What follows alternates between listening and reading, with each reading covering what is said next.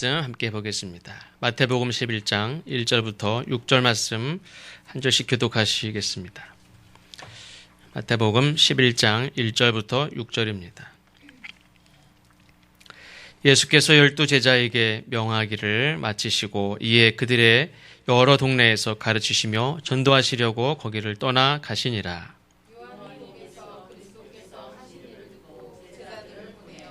예수께 여짜오되 오실 그이가 당신이오니까 우리가 다른 일을 기다리오리까. 예수께서 대답하여 이르시되 너희가 가서 듣고 보는 것을 요한에게 아뢰되 맹인이 보며 못 걷는 사람이 걸으며 나병 환자가 깨끗함을 받으며 못 듣는 자가 들으며 죽은 자가 살아나며 가난한 자에게 복음이 전파된다 하라. 누구든지 나로 말미암아 실족하지 아니하는 자는 복이 있도다 하시니라. 아멘. 우리는 복이라고 하면 돈을 이제 많이 벌거나 무슨 명예로운 자리에 오르거나 이런 걸 생각할 수 있지만 오늘 성경 말씀을 보니까 나로 말미암지 않나 나로 말미암아 실족하지 아니하는 자가 복이 있다 이렇게 말씀합니다.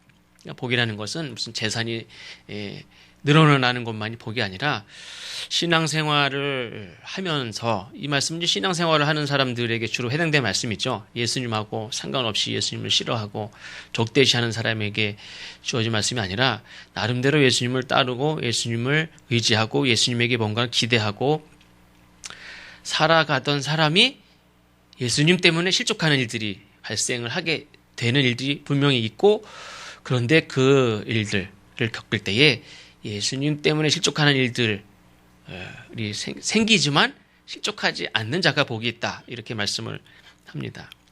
우리도 살다 보면 실족하게 되는 일들이 종종 있습니다. 제가 사업하는 사람은 아니지만 이렇게 종종 듣는 이야기 중에 친구들 간에 동업을 했다가 친구가 배신을 해서 그 친구도 물론 사정이 있겠지만 배신을 해서 어떤 때는 다 들고 도망갔다든지 이렇게 배신을 당해서 실족하는 일도 있고 영원히 함께 하자고 약속했던 어떤 사랑하는 사람이 떠나가서 실제 떠나가든지 혹은 죽기도 하든지 이런 사고로 인해서 실족하는 경우도 있습니다. 그래서 이 실망, 작게는 실망이라고 표현할 수도 있고 크고 더 깊게는 실족이라고 표현할 수도 있겠죠. 실망은 작은 의미라면 실족은 그냥 그 뿌리채부터 다 흔들리는 그런 큰 실망이라고 할 수 있습니다. 이 실족하는 거, 실망은 아까 말씀드린 대로 전혀 상관없는 사람에게 실족하지 않습니다.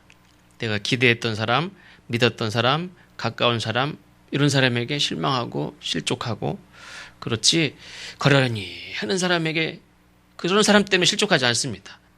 저 사람이 무슨 나에게 혹은 저 사람이 어떤 죄를 져도 저 사람 원래 저런 사람이야 하고 넘어갈 수 있어요. 근데 믿었던 사람에게는 내가 탁 걸려 넘어집니다.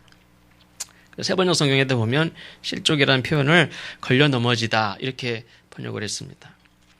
공동번역에서는 의심을 품다 이렇게 번역을 했는데 오늘 본문의 말씀에 보면 예수님의 앞길을 예비하러 보내신 사자라고도 표현하고 또 예수님께서도 여자가 낳은 자 중에 이보다 더 큰 자가 없다라고 말씀하실 정도로 정말 위대한 인물 세례 요한.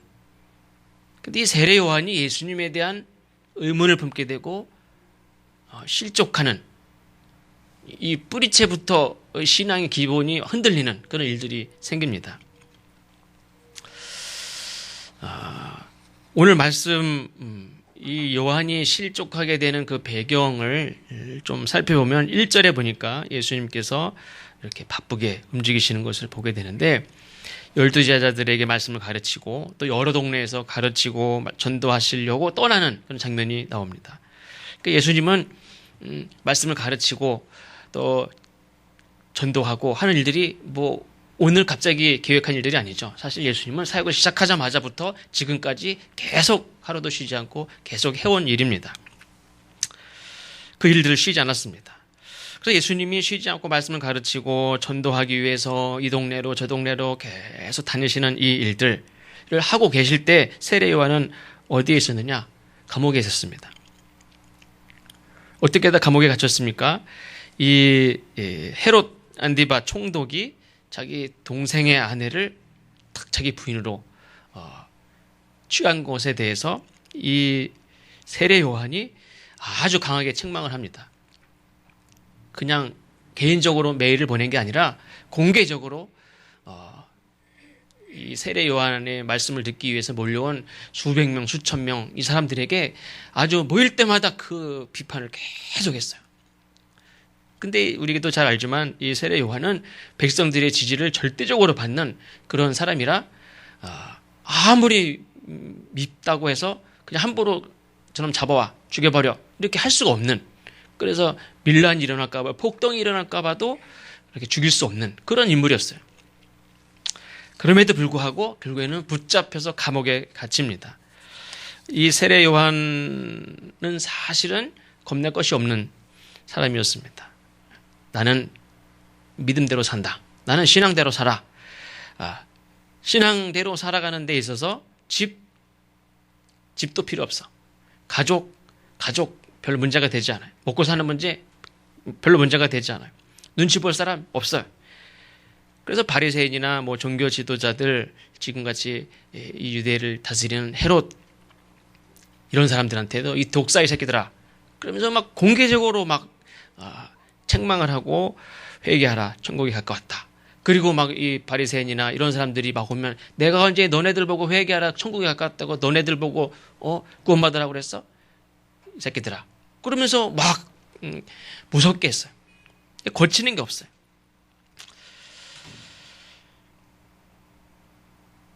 이 요한에게 답답한 것은 저 헤롯과 같은 사람, 위선적인 바리새인, 제사장들, 이런 사람들이 자기도 못 따라가고 남도 못 따라가게, 천국에 못 들어가게 하는 그런 악행을 저지르는 것들이 눈에 가시고 저것들에게 내가 저들을 깨닫게 하고 책망하고 죄를 드러내고 하는 게 요한의 사명이고, 요한은 그 일들을 오늘도 해야 되고 내일도 해야 돼. 감옥에 갇혀 있지만 답답한 게 내가 몸이 아파서 내가 감옥에 갇혀 있는 것 자체가 답답한 게 아니라 내가 할 일을 못해서 답답한 거예요.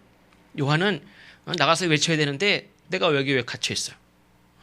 저놈들이 밖에서 저렇게 악행을 저지르고 저렇게 판을 치고 다니는데 내가 감옥에 갇혀 있는 게 감당이 안 돼요. 왜 그러냐면 내가 나가서 막 외쳐야 되는데 내가 내 입이 딱 막혀 있고 감옥에 갇혀 있으니까 외칠 수가 없잖아요.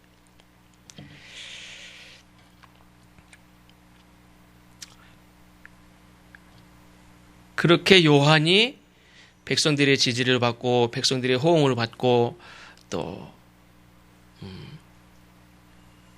많은 백성들이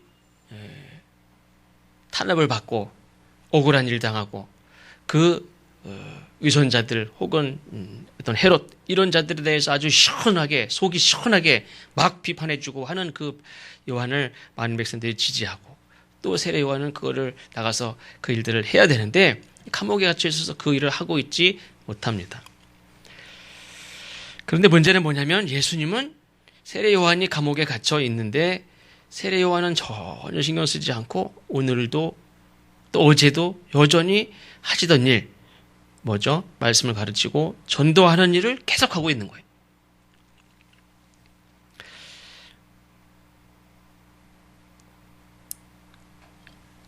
이 예수님에게 있어서 하나님의 나라를 선포하고 하나님의 나라를 세워가는 데 있어서 어떻게 보면 인간적인 계산에 따라서 교세와 같이 수적인 제자들을 따지면 요한의 세가 훨씬 컸다고 그래요. 그러면 하나님의 나라를 세워가는 데 있어서 예수님이 행하시는 일들을 할 때에 세례 요한의 사역들은 어떻게 보면 하나님이 이루시는 일들에 또 하나님이 맡기신 일이고 하나님이 원하신 일들을 세례 요한이 하고 있는데 그 일들을 지금 못하고 있단 말이에요. 그러면은 예수님의 입장에서도 제가 인간적인 입장에서 보면 세례 요한이 감옥에 갇힌 거는 큰 심각한 문제라고도 볼 수 있어요. 그러면 지금 한 사람 가르치고 제가 숙화 선생님 말씀 이렇게 가르치는 거가 중요합니까? 아니면 세례 요한이 나가서 활동하는 게 더 중요할까요? 세례 요한이 한번 외치면 수천 명, 수만 명에게 엄청난 영향력을 끼친단 말이에요. 오늘 세례 요한이 나가서 외치면 수백 명, 수천 명이 막 돌아오고 막 통곡을 하고 회개를 하고 변화되고 이런 일들이 막 일어나요. 이 헤롯에게 막 외칠 때 많은 사람들이 막 박수를 보내고 힘을 얻고 막 하나님의 나라가 오는 갑다. 그리고 막 막 소망을 갖게 되고, 세례 요한이 나와서 그거를 외치는 게 나을까요? 아니면 그 시간에 수가 선생님을 가르치는 게 나을까요? 그럼 왜 나한테 물어보십니까? 그냥 알아서 하시지. 근데 세례 요한의 입장에서는 내가 나가서 외치는 게 더 중요해. 근데 세례 요한은 이렇게 보니까 예수님이 꼼짝도 안 해. 예수님은 변함없이 여전히 자기 제자들 가르치고, 또 이 동네 가서 전도하고, 이 동네 가서 전도하고, 이 동네 가서 전도하고, 자기를 찾아오지도 않고 제자들을 보내서 어떻게 됐냐고, 얼마나 아프냐고, 얼마나 괜찮냐고, 감옥에서 어떻게 살기는 괜찮냐고 기도하고 있다고. 아무 일도 안 하고 그냥 예수님은 당신 일만 계속 하시는 거예요. 예수님은 예수님의 입장에서 보면 세례 요한이 감옥에 갇혔으니까 넓은 의미에서 볼 때는 세례 요한이 해야 할 일들을 하지 못하고 있는 게 큰 문제일까요? 아닐까요? 큰 문제라고 생각할 수도 있고 그게 더 급한 일일 수도 있어요. 그런데 예수님은 이 세례 요한이 감옥에 갇힌 일에 대해서 관심을 표하고 그걸 어떻게 구명운동을 하고 하는 것은 하나도 안 하고 그냥 당신이 하시던 일을 계속 하는 거예요. 이방인 여자가 됐든 죄인이 됐든 세리가 됐든 이 사람들 가르치고 오라고 그러면 거기 따라가고 이리 오라고 하면 이리 따라가고 병든 자 고치고 막 예수님 부르면 거기 가서 고쳐주고 이 일들을 계속하고 있어요. 그 한 사람 고쳐주는 게 나을까요? 세례 요한을 꺼내는 게 나을까요? 내 생각에는 세례 요한을 찾아가고 격려하고 세례 요한이 믿음이 낙심하지 않고 세례 요한이 변함없이 믿음을 가지고 잘 견디고 감옥에서 나와서 또 그 일들을 행하는 게 나을 것 같고 더 그게 귀한 일인 것 같은데 예수님은 전혀 흔들리지 않고 당신이 하시던 일을 계속하고 있단 말이에요. 1절에 보면 예수님이 전도하기 위해서 전도하시려고 거기를 떠나가시니라. 또 이 동네에서 말씀을 전하고 전도하기 위해서 여기를 떠나서 또 가고 전도하기 위해서 떠나고 말씀을 가르치기 위해서 떠나고 어떻게 보면 예수님의 입장에 저라면 오늘 내가 전도하러 저쪽 작전동에 가야 돼. 근데 무슨 일이 생겼냐면 내가 내 친척인 그리고 정말 백성들에게 절대적인 영향력을 끼치고 정말 귀한 일을 하고 있던 이 요한이 감옥에 갇히게 됐단 말이에요. 그럼 오늘 전도하는 거, 작전동 가는 거 미루고 어떻게 됩니까? 세례 요한을 찾아가 보는 것도 중요한 일일 수도 있어요. 근데 예수님은 어떻게 했습니까? 그냥 변함없이 어제 하던 일 오늘 계속하고 있단 말이에요. 전도하기 위해서 떠나요. 전도하기 위해서 세례 요한을 찾으러 떠나는 게 아니라 전도하기 위해서 떠나요.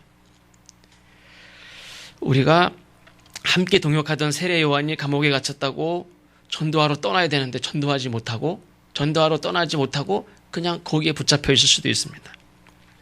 복음을 전하는 사명을 감당하기 위해서 내가 오늘 이 자리를 떠나야 되는데 여길 떠나지 못하고 그냥 사업이 어렵다고 떠나지 못하고 흉년 들었다고 떠나지 못하고 오히려 떠나지 말아야 될 자리는 떠나서 딴 데로 모압 땅으로 가기도 하고. 근데 예수님은 세례 요한에게 어려운 일이 생겼다고 세례 요한 찾으러 가기 위해서 떠난 게 아니라 어제와 똑같이 복음을 전하기 위해서 말씀을 가르치기 위해서 전도하기 위해서 그 자리를 떠납니다. 세례 요한이 볼 때는 나를 찾으러 오는 그 발걸음이면 참 좋겠지만 예수님은 자기를 찾으러 바쁜 게 아니라 전도하러 바쁘고 말씀 가르치러 예수님이 바쁘신 것을 봅니다. 상식적으로 보면 절대적인 지지를 받던 이 세례 요한이 하던 일을 못하고 있는 게 더 손해라고도 볼 수 있습니다. 그래서 세례 요한의 입장에서는 나를 찾아오지 않고 여전히 당신이 하시던 일 계속하는 것이 매정하게 느껴질지도 모르지만 그 일로 인해서 세례 요한이 실족합니다. 아주 별것도 아닌 일에 세례 요한이 실족해요. 이게 있을 수도 없는 일이죠. 왜 그러냐면 세례 요한은 예수님을 요단강에서 세례를 줄 때 이미 나는 저분의 신들매도 감당하지 못할 자다. 저분은 흥해야 되고 나는 망해야 될 자다. 이렇게 말을 했던 자입니다. 그 자리에서 이미 내가 세례를 받아야 될 자인데, 그리고 예수님이 누구인지를 분명히 거기서 밝혔고 고백을 했고 거기서 무릎을 꿇었고, 실제로 무릎을 꿇은 분은 예수님이지만 어쨌든 예수님 앞에 자기 존재가 예수님의 앞길을 예비하는 자고, 나는 내가 망하여야 된다면 내가 망해서라도 예수님이 흥하여야 되고 예수님이 하시는 일이 잘 돼야 되고, 그렇게 고백했던 자인데 아주 사소한 일로 세례요한이 그 신앙이 다 흔들립니다. 그게 뭐냐면 내가 감옥에 갇혔는데 여전히 당신 하시던 일로 바빠? 2절을 보면 잠깐 보겠습니다. 요한이 옥에서 그리스도께서 하신 일을 듣고 제자들을 보내요. 그리스도께서 하신 일을 듣고, 예수님이 안 하던 일들을 갑자기 한 게 아니에요. 세례요한이 밖에서 이 독사의 새끼들아 막 외치고 백성들에게 세례를 베풀고 회개 세례를 베풀고 그렇게 할 때도 이미 예수님이 하시던 일이에요. 근데 세례요한이 감옥에 갇혀서 무슨 얘기를 들었냐면 예수님이 하시는 일들을 들었어요. 그 일이 본인에게 실족하게 된 거예요. 나는 지금 감옥에 갇혀 있는데 예수님이 뭘 하시나? 그래, 나를 안 찾아온 거 그걸 둘째치고 예수님이 하시던 일, 그게 뭡니까? 말씀 가르치는 일, 전도하는 일에 매진하고 있어요. 그것이 요한에게 실족하는 요인이 됐어요. 저분이 진짜 메시아인가? 그러니까 사람이 의심을 품게 되고 흔들리는 건요, 사실은 대단한 것으로 흔들리는 게 아니에요. 아주 사소한 거에도 세례요한 같은 자도 흔들려요. 세례요한은 그 사명이 예수님의 길을 예비하는 자예요. 그럼에도 불구하고 세례요한이 흔들려요. 아예 기초부터 흔들려요. 저분이 정말 메시아인가? 이런 질문을 던질 수 있습니까? 다른 사람도 아니고 어떻게 요한이. 뭐가 이 세례요한을 뿌리치부터 흔들리게 했느냐?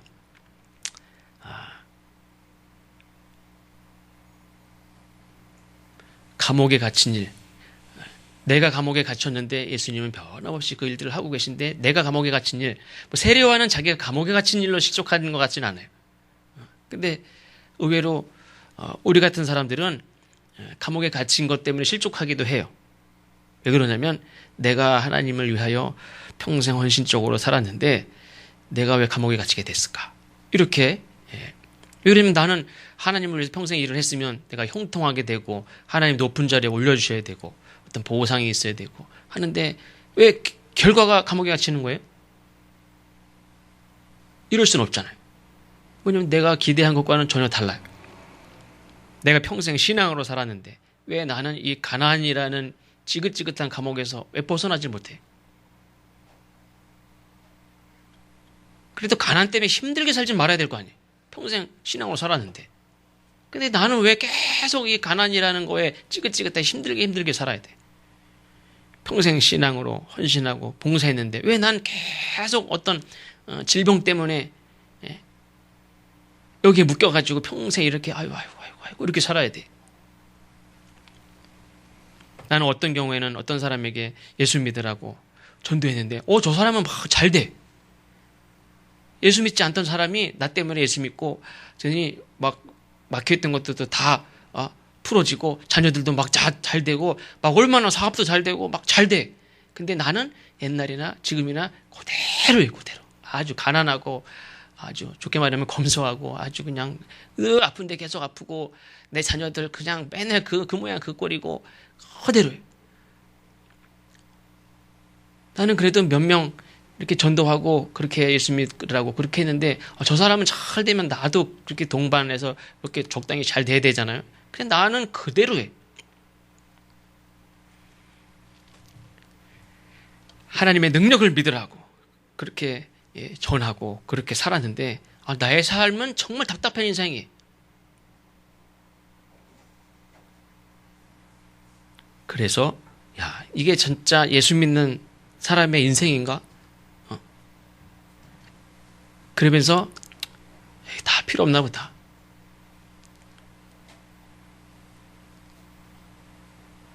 남 잘 되려고 그냥 결국에는 저 사람 이렇게 해준 것밖에 없지 나는 뭐 실속이 없어요. 나는 뭐 여전히 지긋지긋하니 방구석에서 야 힘들게 겨우겨우 살아요. 이게 예수 믿는 사람의 인생인가? 이때 예수님께서 하신 말씀이 나로 말미암아 실족하지 않는 자가 복이 있다. 이렇게 말씀하셨어요. 어떤 사람이 복 있는 사람입니까?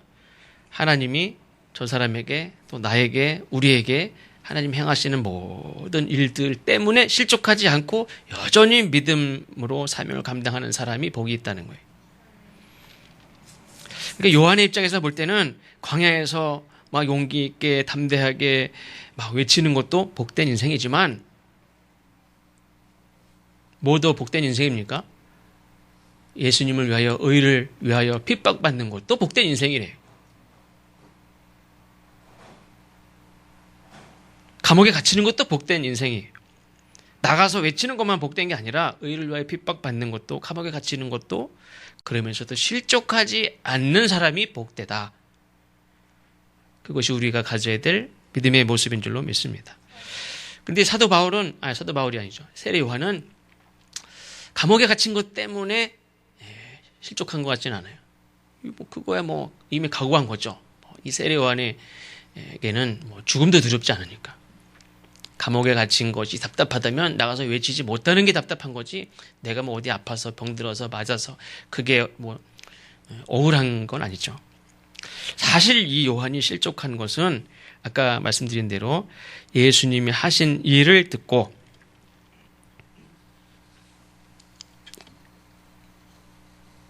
여전히 말씀을 전하고 전도하고 그래서 이제 저분이 정말 메시아인가 하는 생각이 듭니다. 그러면서 예수님에게 제자들을 보냅니다. 근데 다행인 것은 의심이 났을 때에 예수님에게 물어본 게 참 다행이죠. 우리 같았으면은 어떻게 당사자한테 물어봅니까? 미안하게 그냥 딴 사람에게 제일 예수님을 가까운 사람에게 야 저분이 정말 메시아 맞아? 이렇게 물어보지 본인한테 물어보긴 좀 그렇잖아요.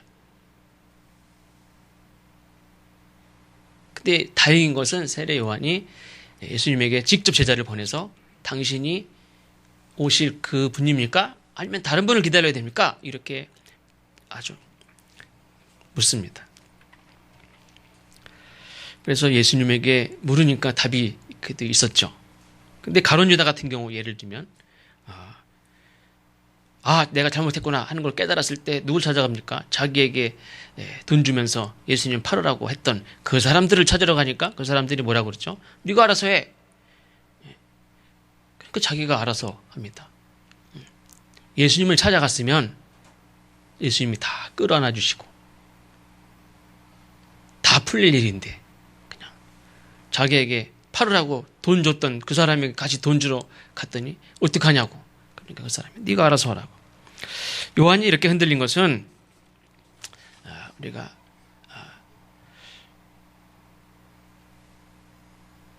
답을 먼저 말씀드린다면 아까도 말씀드린 대로 이 요한이 기대했던 것과 달랐기 때문에 그래요. 근데 왜 요한이 이 예수님이 하시는 일과 예수님이 제자들에게 뿐만 아니라 모든 백성들에게 계속 하시던 그 말씀과 왜 세례 요한이 핀트가 이렇게 빗나갔을까? 먼저 한번 생각해 볼 일이 있는데 그건 뭐냐면 왜 세례 요한은 예수님의 제자가 되지 않았을까요?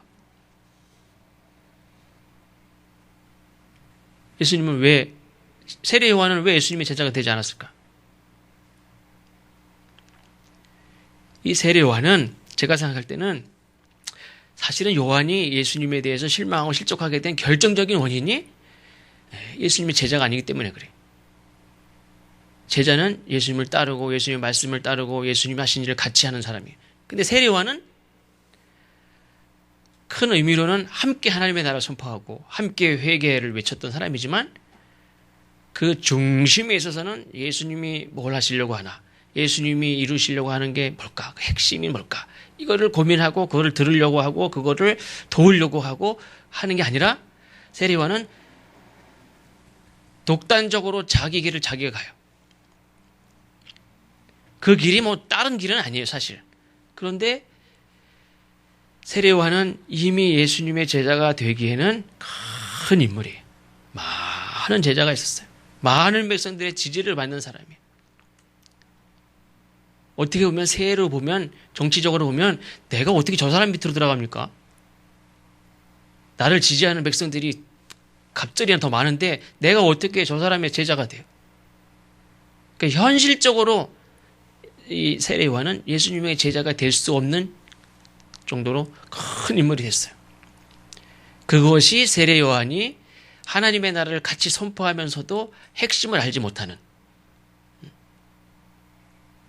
정작 하나님의 나라를 위하여 정말 목숨을 걸고 용감하게 외치고 했지만 사실은 예수님이 정말 복음이라고 전하는 그 복음에서 살짝 이렇게 빗나간 그런 삶을 삽니다. 왜 그러냐면 예수님의 제자가 아니에요.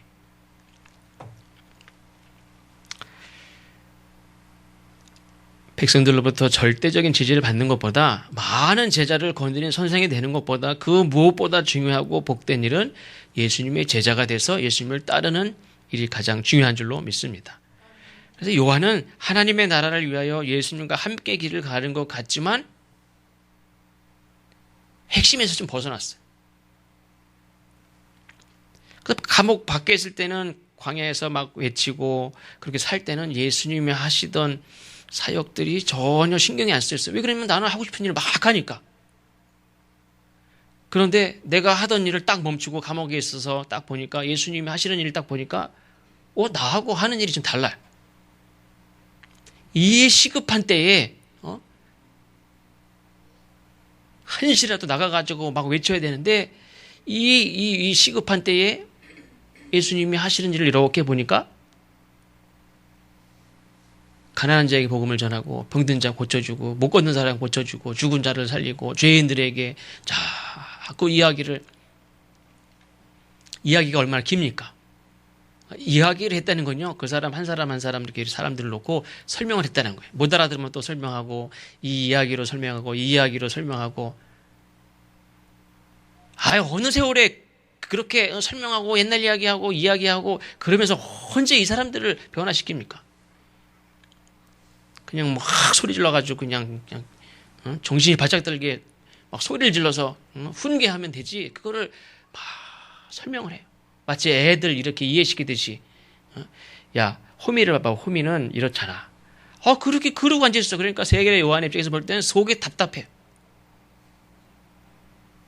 저것들은 죄인들인데 죄인들은 막 소리를 치고 창을 치고 막 그래서 막 정신이 바짝 나게 하고 막 그래야지 이것들이 해결을 하지. 아니 그거를 뭘 호미가 어쩌고 땅이 어쩌고 씨가 어쩌고 양이 어쩌고 이거를 설명하고 있냔 말이에요. 그러면서 병든 자 고쳐주고, 어떻게 보면 병든 자를 고쳐주고 잘못한 사람 이렇게 용서해주고 다시는 그러면 안 된다. 이렇게 얘기해주고 이렇게 하는 게 그렇게 사람이 바뀝니까? 사람이 바뀔까 안 바뀌어요? 내가 잘 알아요. 사람은 절대 안 바뀌어요. 앞에서는 그렇군요. 또 그래 또. 근데 예수님은 그걸 하고 있어요 지금. 저 사람 살려주면, 병든 자 살려주면 저 사람이 의로운 사람이 돼서 충성하고 헌신하고 제자가 됩니까? 안 그래요. 그 버릇을 못 버려요. 그 죄의 속성에서 못 벗어나요. 거지 근성을 못 벗듯이 그 죄의 근성을 그냥 그리고 살아요. 저것들은 그냥 회초리로 그냥 해가지고 정신 차리게 혼을 내줘야지. 그래서 어떻게 보면 악한 자들은 하나님의 심판의 메시지를 싫어해요. 그렇죠? 왜 그러냐면 그 심판의 메시지가 나를 향하기 때문에. 헤롯도 싫어하고 바리새인들 싫어하고 다 싫어해요. 마찬가지로 어떤 때는 선한 자들, 선지자들조차도 하나님의 메시지를 싫어해요. 그 메시지가 뭐니까? 무슨 메시지이기 때문에 싫어합니까? 죄인들을 용서해 주라고. 병자들을 용서해 주고 죄인들을 가까이 하고 자비를 베풀고. 이게 싫어요. 세례 요한의 입장에서는 그게 싫어요. 그게 뭐 하는 짓이 그게. 죄인들하고 하루 종일 시간 보내고 나 같은 꼭 그런 건 아니지만 나 같은 영향력 있는 나 같은 이런 사람을 상대하고 이런 영향력 있는 인물들하고 교제를 하고 이런 사람들 격려하고 이런 사람들을 모이고 이런 사람들을 훈련시키고 이게 중요하지. 아니 저런 쓸데없는 저런 죄인들 저런 것들은 혼내가지고 회개시키면 됐지. 저 사람들을 상대해주고 들어주고 울어주고 만져주고 그거만큼 쓸데없는 짓이 어디 있어요. 그래서 의외로요 이렇게 신학적으로 보면 하나님의 메시지를 악한 자들도 싫어하지만 선지자들도 싫어하는 경우가 있어요. 어떨 때는 제사장들도 싫어하고 요한도 예수님이 전하는 건 복음이 복음. 왜 복음입니까? 가난한 자들에게 병든 자들에게 죄인으로 소망 없는 자들에게 예수님이 주시는 건 자비예요. 자비. 우리에게 용서해. 사랑이. 근데 세례 요한이 볼 때는 그거는 하나님의 나라를 세우는데 방법이 아니에요.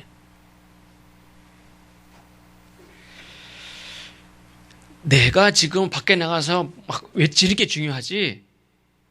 예수님이 하시는 일, 가난한 자들, 걷지 못하는 자들, 어디 아픈 자들, 죽은 자들, 그냥 구제불능 죄인들, 가난한 자들, 이런 사람들 상대하고 그들에게 복음을 전하는 것이 그게 중요하게 여기지 않았어요.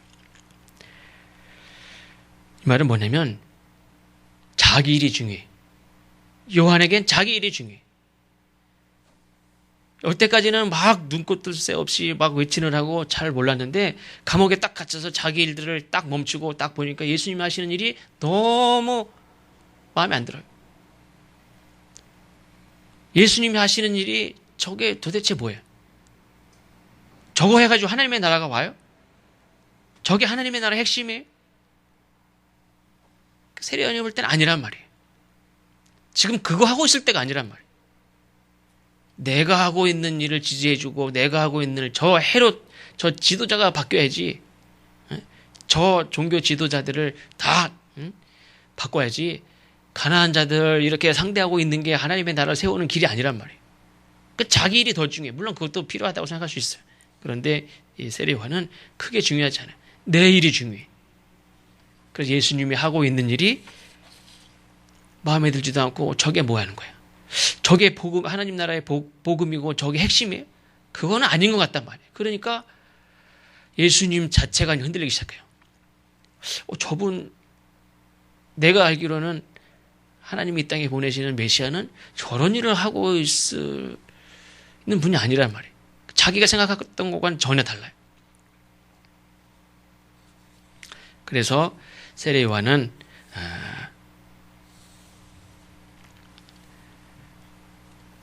당신이 분명 메시아입니까? 이걸 물어요. 그때 예수님께서 하신 말씀은 제자들에게 가서 말해라 한 말씀이 5절이죠. 맹인이 보며 못 걷는 사람이 걸으며 나병한 자가 깨끗함을 받으며 못 듣는 자가 들으며 죽은 자가 살아나며 가난한 자에게 복음이 전파된다 해라. 이 일들이 계속 일어나고 있단 말이에요. 하나님의 나라의 핵심이 이거란 말이에요. 세례 요한이 착각하고 있었어요. 자기의 기대는 그게 아니에요. 자기가 정말 중요하게 생각했던 것은 저 헤롯을 바꾸는 거예요. 왕의 자리를 바꾸고 지도자들을 바꾸고 하는 것이었는데 예수님은 자기하고 좀 차원이 다른 어떻게 보면 전혀 쓸데없는 그런 일들을 하는 것 같이 보였어요.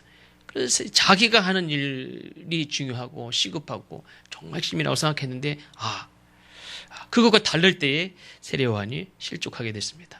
그러나 그게 세례 요한이 하는 일이 뭐 다른 일은 아니지만 우리가 똑같이 이렇게 나도 하나님의 나라를 위해서 애쓰고 목숨을 걸고 하기도 하고 많은 일들을 정말 해오고 감옥에까지 갇혔지만 그 일이 정말 예수님을 따르는 일이고 예수님을 돕는 일이고 하나님의 원하는 그 길의 핵심에서 벗어났을 때에 우리는 아까 기도도 하셨죠. 내 욕심, 내가 원하는 것과 하나님의 뜻을 구별해야 돼. 그렇죠? 내가 원하는 것이 내 열정이 내 욕심이 마치 하나님의 뜻이라고 생각을 철석같이 믿고 해왔는데 보니까 이게 좀 빗나갔단 말이에요. 그럴 때 우리가 실망을 해. 실족하고. 그러면서 아예 교회도 하나님도 별것 아니네. 뭐 그냥 쓸데없는 정말 중요한 일에는 교회가 헌신하지 못하고 집중하지 못하고 저런 거나 하고 있고 그래가지고 세상 어떻게 바꿔요? 어떻게 변화시키고 어떻게 하나님의 나라가 세워지겠어요? 다 뭐 때문에 생긴 일입니까? 자기가 세운 기대가 예수님과 핵심이 벗어났음에도 불구하고 그래도 다행히 세례 요한은 이렇게 예수님에게 직접 물으면서 자기가 틀렸구나 하는 것을 알게 되지만 많은 신앙인들은 그거를 평행선으로 계속 가요. 그러면서 정말 하나님 원하시는 뜻이 뭐고 복음이 뭐고 핵심이 뭔지는 벗어나서 그냥 자기가 하고 싶은 것만 계속하고 자기를 지지해주지 않으면 실족하고 실망하고 다 필요 없고 어떨 때는 신앙을 떠나기도 하고 교회를 떠나기도 하고. 그래서 예수님 말씀은 나로 말미암아 실족하지 않는 자가 복이 있다. 하나님의 나라를 위해서 뭔가를 열심히 일하는 것도 중요하고 하나님 주시는 것을 받는 것도 중요하고 누리는 것도 중요하지만 내가 주님을 위해서 뭔가를 한다고 할 때 내 열심이 내 기대가 내 생각이 예수님과 다르다고 느꼈을 때 우리가 그걸 자꾸 조율하고 맞춰가고 깨달아가고 예수님을 따라가는 제자가 되는 게 중요하지 내가 큰 인물이 되는 게 뭐가 중요합니까? 세례요한 같이 돼서 예수님의 제자로 들어가지도 못할 정도로 큰 세력을 갖고 이렇게 덕망에 있는 훌륭한 사람이 되는 게 중요합니까? 그것 때문에 어떻게 보면 예수님하고 핵심에서 벗어났어요. 예수님의 제자가 됐으면 지은자가 깨달았을 것을 각자 가니까 그냥 거기에서 벗어난 줄도 모르고 계속 그렇게 살았어요. 우리가 열심도 중요하고 하는 것도 중요하지만 인물이 되는 것도 중요하고 내 어떤 힘을 갖는 것도 중요하지만 능력을 갖는 것도 중요하지만 우리는 예수님의 제자가 돼서 예수님이 원하시는 뜻을 깨닫고 그것을 감당하는 일이 가장 중요한 줄로 믿습니다. 기도하겠습니다. 하나님